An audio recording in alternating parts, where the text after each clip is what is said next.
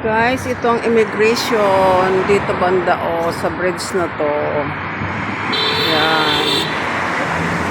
Papunta doon, kakaliwa, kakanan kapag galing ka. Nako, ito na pala yung sasakyan ko. Ay, hindi pa. Caladiya to.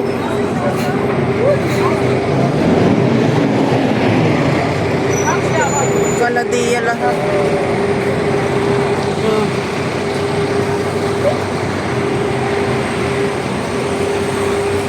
Dumating ang mga sasakyan.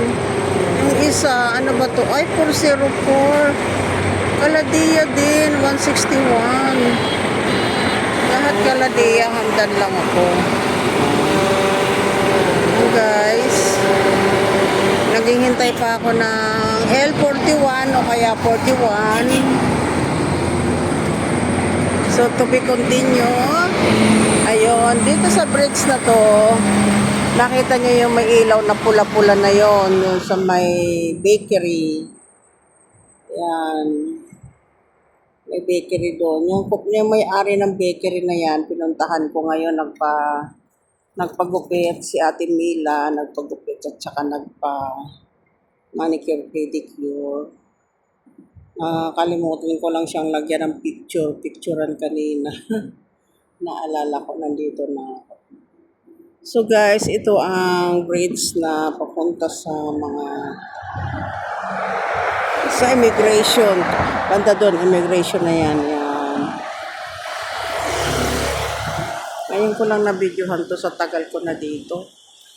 Kaya sabi ko ma-videohan nga itong lugar na to. Yan guys.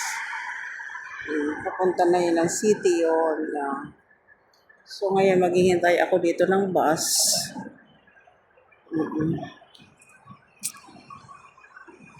L41 o 41. Going to Hamdan, guys.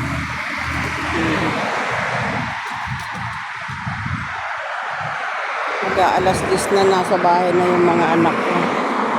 May ready-made shoes pala rito. Ayan may shop pala dito. Kitwell. Green Oasis Company. Pastry may mga bilihan pala ng tinapay din doon. May pastry. Sa Jalparet.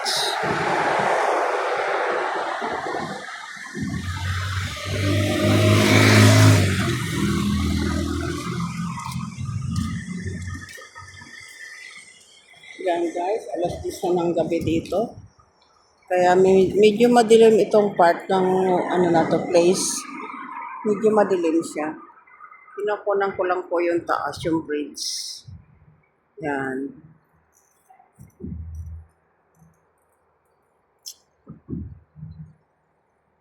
Yung mga pupunta ng immigration, dito po kayo bababa. Yan sa may mga ilaw na yan. Wais typing, yan. Yung mga typing na yan, maraming typing dito. Diyan po kayo bababa.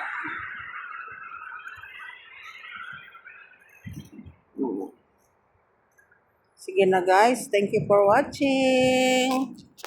Click. Bye.